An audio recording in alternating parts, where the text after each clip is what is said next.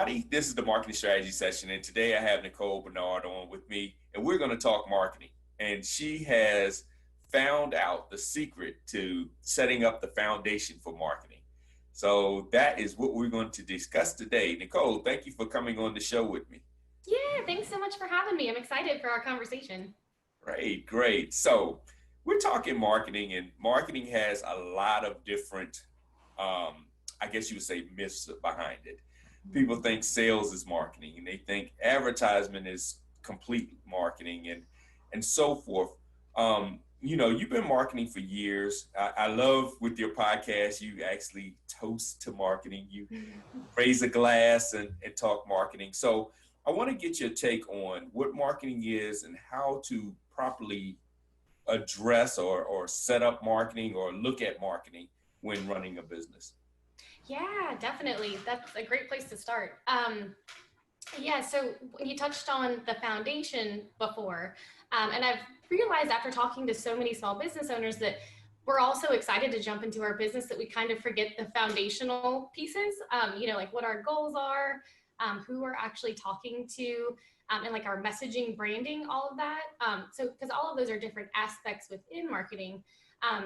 So it makes it so much easier once you know what your ideal customers' problems are, like where they're hanging out online. I talk to a lot of people and they're like, I need to be on Instagram. And I'm like, well, are your customers on Instagram? Like you might not need to be there, like waste your time, Yeah. and get frustrated with no results. So just, working through those things makes it a lot more effective and efficient for you as a small business owner. Yeah, I mean, that's one of the hardest things when I talk to business owners as well. Even the larger ones, identifying that target audience. Because a lot of times, I remember when I was used to hear my audience is anyone that's buying from me or anyone that has money or anybody. And I'm like, that's not your audience. That's too broad. Mm-hmm. And figuring that out has been one of the biggest challenges I've seen businesses have, figuring out exactly who their audience is. And it's funny because even when I try to do it myself, it becomes an exercise. It truly does. So, what are some of the things that you do when looking at identifying that ideal audience? Yeah, I know it's funny because I actually printed out mine the other day because I needed to do it too because I've kind of pivoted, not pivot. I wanted to create this program even before COVID, but just this the downtime gave me the chance to do it. So I had to print it out because I kind of am changing my messaging and changing who I'm talking to. So same kind of thing. Yeah, it's, you really want to think about what their struggles are, what they're looking for. I mean, that's, when they're going out to look for a product or service, they're usually trying to fix a problem or find the answer to something. So what are you answering for them? Where do they hang out online? What is their background? If you were selling RVs to retired couples, they're probably not on Instagram or LinkedIn, but they're probably on Facebook looking at pictures of their grandkids, Yeah. and, what do they read offline too? What are their hobbies? Just so you can kind of you really tailor that messaging so it catches their attention because we have so much information thrown at us all day long. Being able to really resonate with them is going to help them find you and your product and service. And that makes a lot of sense. I mean, if you know who they are and you know what their needs are, then you Mm-hmm. can better craft your message on how to service those needs. A lot of times when I guess you would say the old way of looking at marketing and your audience, it was demographics. Mm-hmm. And I always say demon graphics because it was like at an age, education level, that Mm-hmm. doesn't say anything. Just because Mm-mm. I may be a middle-aged African American male does not mean that I like Nike. It does not mean that I per se, drink a certain sports drink or do certain things. Mm-hmm. And so if you're relying on just the demographics, you don't really know what the needs are because you don't really know that audience. You're just assuming. Um, Exactly. and so that's hard. I mean, because we've been taught for several years, I would say before prior internet, Mm-hmm. that it was demographics. Oh, well, you're servicing a woman of this age, this income. She's going to want to buy your whatever product. You know, she Yeah. didn't want to buy your purse because she's a woman, and you know, And she needs a purse. and Yeah, she no, needs a I get purse. it. Yeah, Yeah. it was like, okay, that's so. You know, when dealing with your clients, how do you get them over that hump? Because they've been taught that for a long time. Yeah, they have. And they also too, they kind of like there's so many aspects in running their business that they haven't really most of the time taken the time to just kind of sit there and think about it. So Yeah, I'm always like, here, print out this workbook.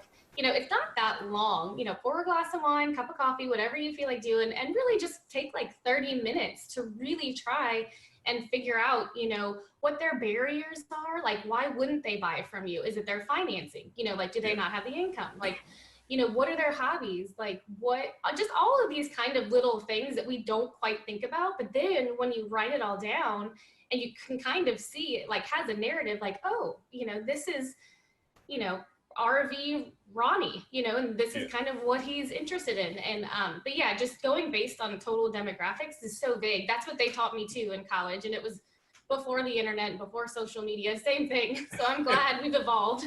Yes, yes. And it's interesting that you say go where they are.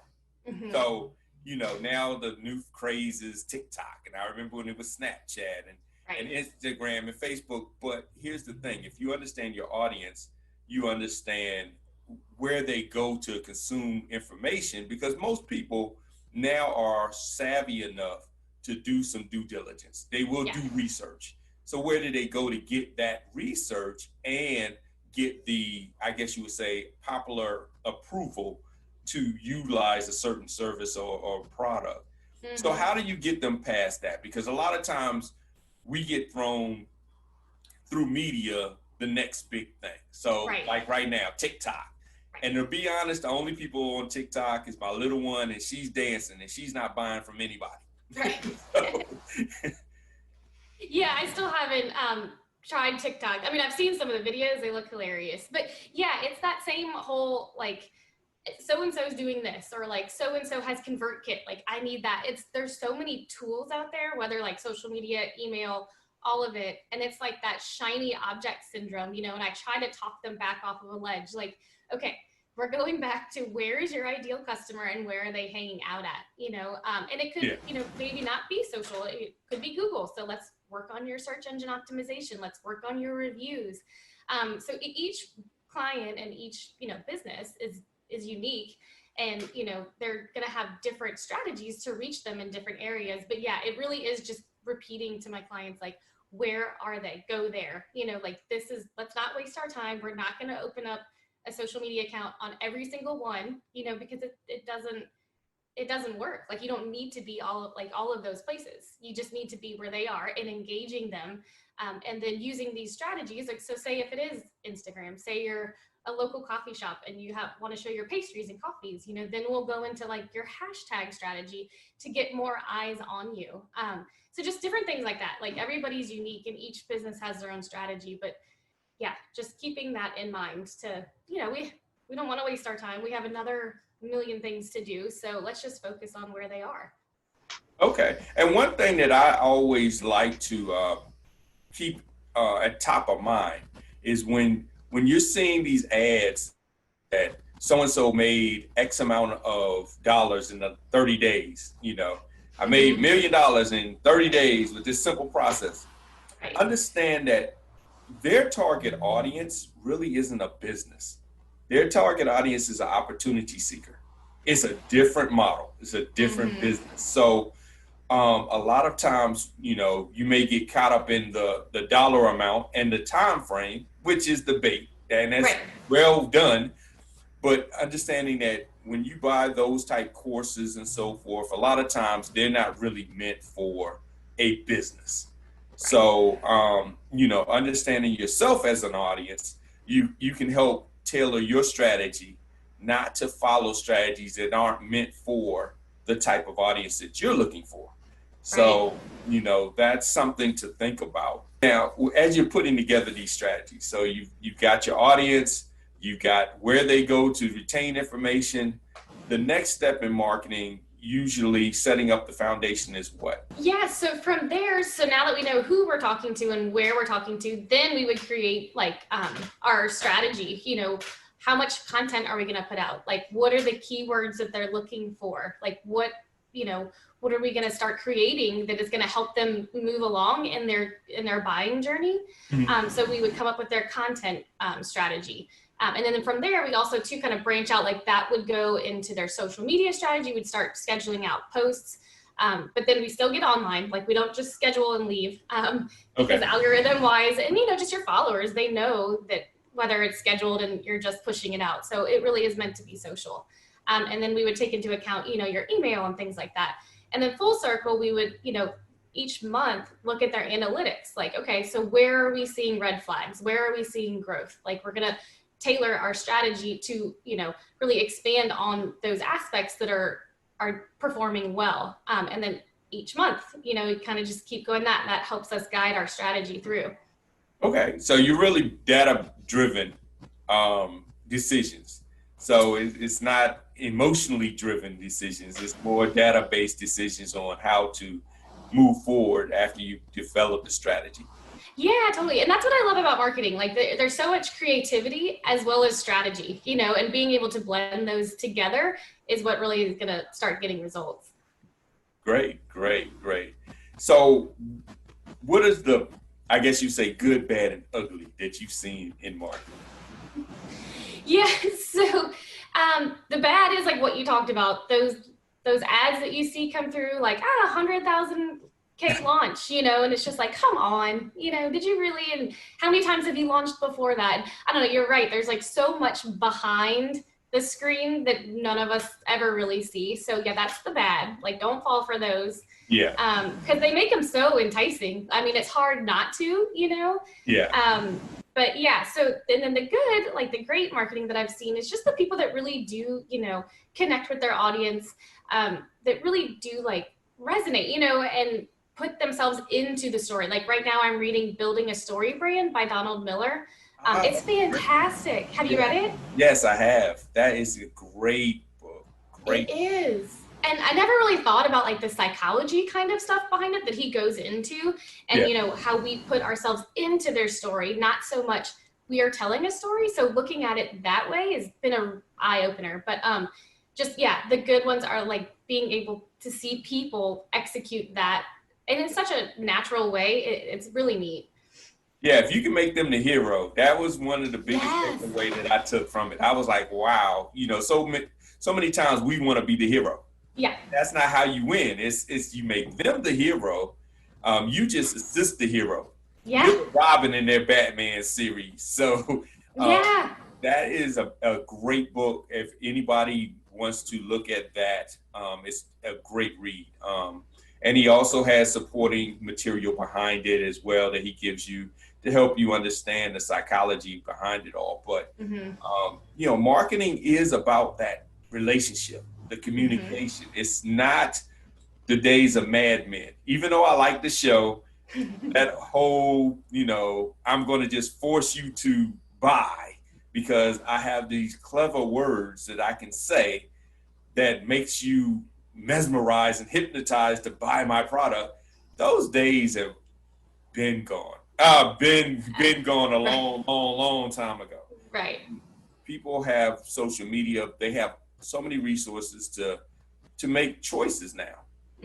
Back then, those were the days that you only had radio. Right. So, or billboards, like, yeah. And so I think the stat I saw the other day, like, people are 80% through their buying journey because they're doing their research on Google, on social media, on all of these things. So they're so far into their journey by the time they even come across us, you know, that it's really important to connect with them because they don't want to be sold to anymore. Like, they want to learn. They want to, like I said, answer their question or whatever their problem is. And so we have to be able to meet them where they are. You know what I mean? Definitely. The game has changed. And now with the new millennials and Z, generation, their attention span is not there. And they pretty much, I guess you would say the going along with the old traditions, they're not as interested. You know, I mean, some of the things we would buy because our parents bought it, Right. and so forth. They're not as interested. They're like, well, No. I have my. We're what do we call free thinkers? We're free Yeah. thinkers. So, Mm-hmm. um, you know, understanding that audience, and I think that's one of the challenges that businesses have, especially reaching the millennials and the Gen Zs, is Right. because they approach it like the baby boomers. Right. You know, and it's a different mindset. It is totally different, and they do not like to be sold to, the millennials and Gen Zs, like that at all. And they're really into like causes, and they want to know about your culture, like what culture like your company is cultivating. Yes. Um, but so I talk to business owners too when we talk about like what they should be posting or sharing. They're like, well, I don't want to do that. Nobody cares about that. I'm like, well, no, your audience, if it's like younger, they actually do. They want to know more about you than you realize. You know what I mean? So again, it really is just knowing who you're talking to and what they're interested in seeing. Yes, that is so true. So true. Well, Nicole has given more than one strategy. I mean, she's given a bunch of strategies. And if you're looking for more strategies, it's very easy. I love the website address. It's mb.marketing. And please don't spell out dot. It's period. Period marketing. Mhm. No dot coms. It's very, very simple. And and when I saw that, I said, man, maybe I need to get a dot marketing um, domain. Yeah, That was it's really fun. clever. Yes, she has a lot of information, and she has a podcast as well that Yeah. she shares information on. So feel free to go over, listen to the podcast, interact with her. She's been on social. She does interact with her followers. So reach out to her. And if you have any questions, I'm sure she can help. So, Nicole, thank you so much for being on the show and sharing all this information. We've seen and heard a lot over the past years. I'm not going to date myself and say how many years, but it's been a lot of years and a lot of changes in marketing. So the great thing about marketing is if you take these foundation principles and Mhm. apply it, it doesn't matter how the market changes Right. because you can adapt with it because this has worked from the beginning of marketing and will continue to work.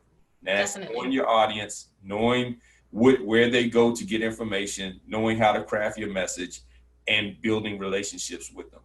And that's really the secret to marketing. It's true. Yeah, you nailed it. Well, great. Well, everybody, thanks once again for being on. And hopefully you learned a lot. If you have any comments, we definitely want to see your comments. We want to reply to your comments, help you grow your business. So feel free to put in the comments any questions you have or any comments that you have. You may have a different opinion. Love to hear that as well. Or you may agree. And we definitely love to hear when you agree. So look forward to seeing you. And hopefully you will have a great business week. Be productive and see you on the next marketing strategy session.